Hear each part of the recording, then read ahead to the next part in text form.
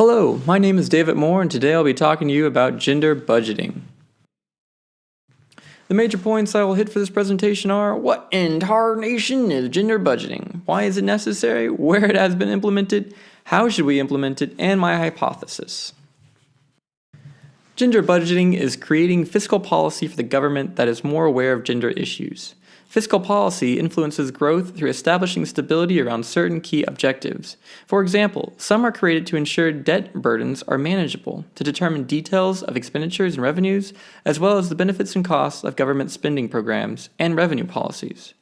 Gender budgeting is expected to weigh the benefits and costs of policies that promote gender equality and to take action in response to evaluations.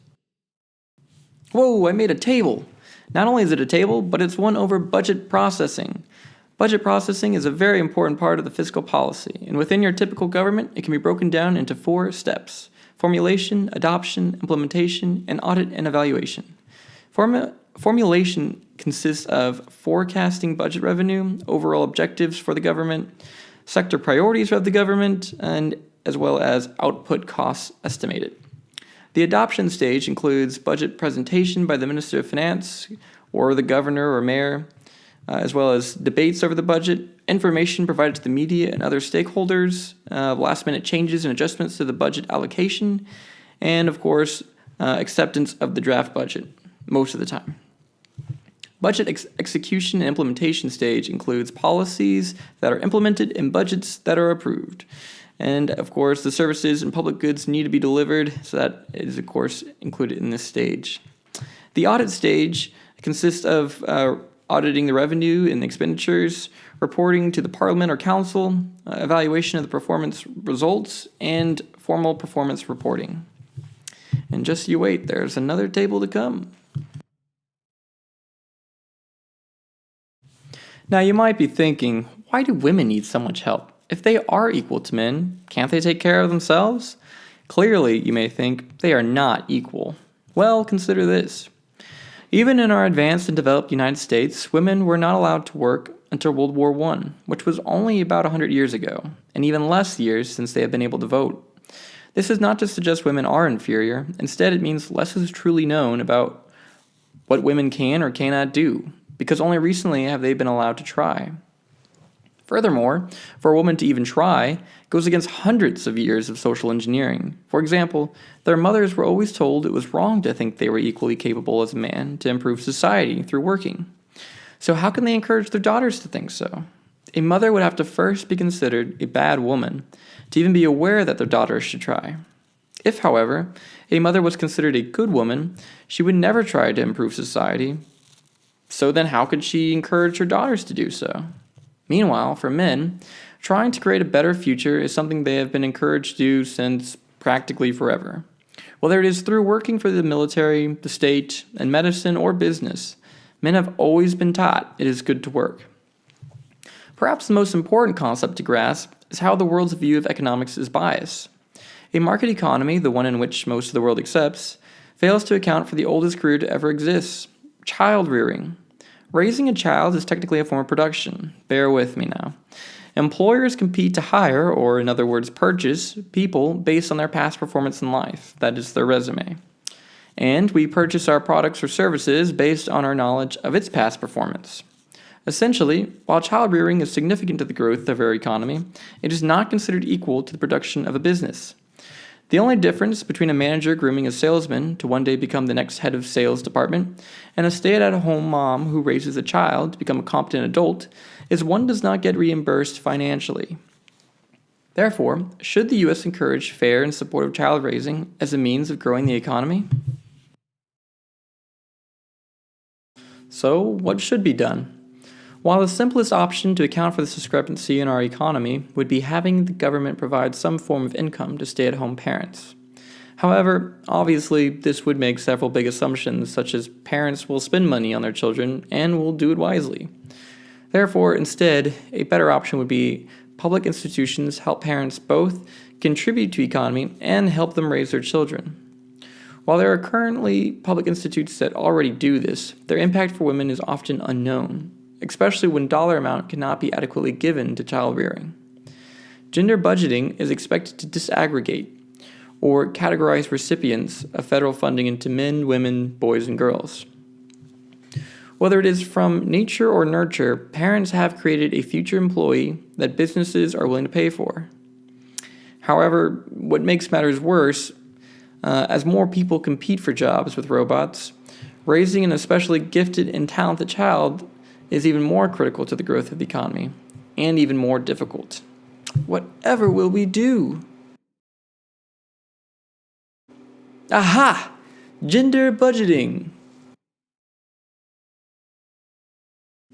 Since the 1990s, feminist economists have criticized the international financial institutions for not recognizing the role that women and girls play in both the market economy and the household. When public services are reduced, their home care responsibilities increase, and ultimately are considered a lower priority than men in terms of access to education and health services. In economic terms, good child rearing is considered a good externality.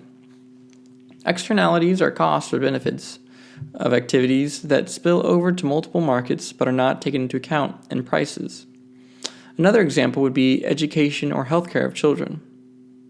A more specific example in developing countries would be the government pays for primary school and encourages both boys and girls to attend.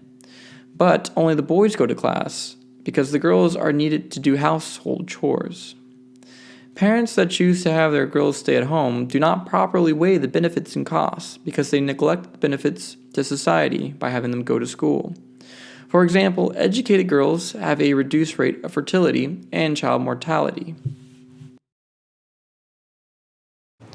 Additionally, public budgeting used in terms of gender equality could help educate mothers on ensuring their children are fed healthier diets. Illiteracy is perhaps the most common gap countries wish to close through gender budgeting. However, some areas are ambiguous. In regards to taxation, for example, it is harder to determine if female or male small business owners use government resources differently. They should be taxed differently if they do, but again, it is hard to determine. Countries throughout the world have implemented gender budgeting practices to help provide equal opportunity. In India, gender budgeting has been implemented not only at the federal level, but the state one as well. So far, the state has been funding infrastructure to support women's greater involvement in economic and public life. For example, building separate toilets for girls. And in Rajasthan, the government keeps a separate head for gender budgeting in various departments, such as transportation, commercial taxes, etc., to better assess how effectively the government has been at meeting the needs of women and girls in comparison to men. The aim is to reduce the gap between men and women. For example, in 2011 statistics, only 53% of female are literate, against 81% males. While child care and women welfare departments have women employees, the more general departments are still lacking them.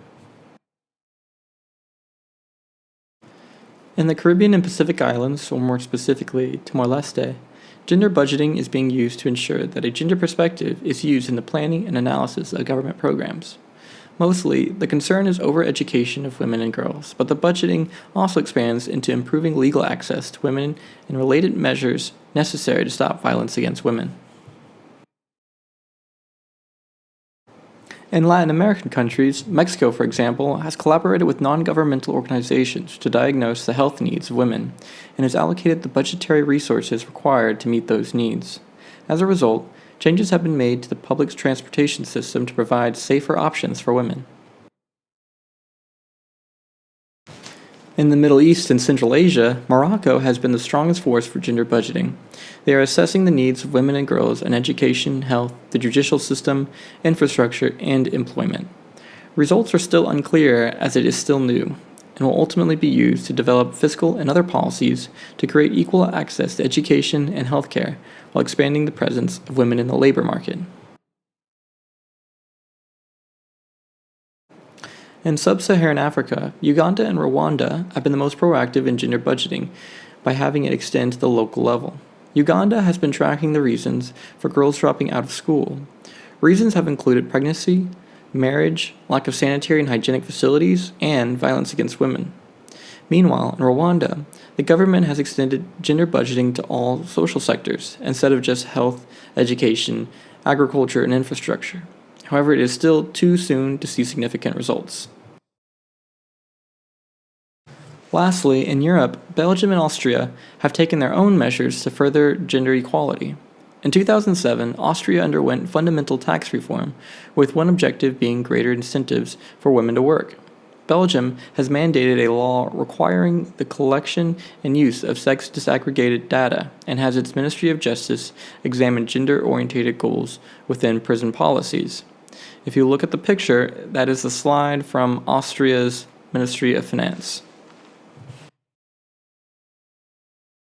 So far, the problem with gender budgeting is it will take a longer time than people want before they will see any significant results. Additionally, it is difficult to discriminate public services into gender. In India, it is said to be a Herculean task because they provide services irrespective of caste, creed, race, or sex. Therefore, it is impossible to accurately determine the proportion of public spending pertaining explicitly to gender equality. Selective and full implementation can occur in essentially the same way. The major difference is selective is specific to certain programs offered by the government, and full institutionalization considers gender equality for every program at every step. There's that other table. This one gives a list of examples of how gender budgeting can be implemented at the different stages for budget processing. For formulation, we can include gender equality objectives at the highest level, formulate activities and appropriate indicators to measure performance towards achieving gender equality. For adoption, we can specify all programs and actions targeted at women and girls, specify all actions taken to promote gender equality by each department, and present indicators used to measure its contributions. For implementation, we can invite men and women in the community to shape services to fit their respective needs, collect gender-specific data, and general information on gender issues. Lastly, we can give reports that include gender indicators and information on the impact of policies on gender equality. In terms of auditing, we can audit spending on issues concerning gender equality in women, create gender-sensitive evaluation criteria, report on gender equality performances, and have citizens and gender advocates participate in evaluation and monitoring processes. But before anyone gets to work on implementing gender budgeting, we need to first see if it is of interest to the American people. That's where my survey comes into play.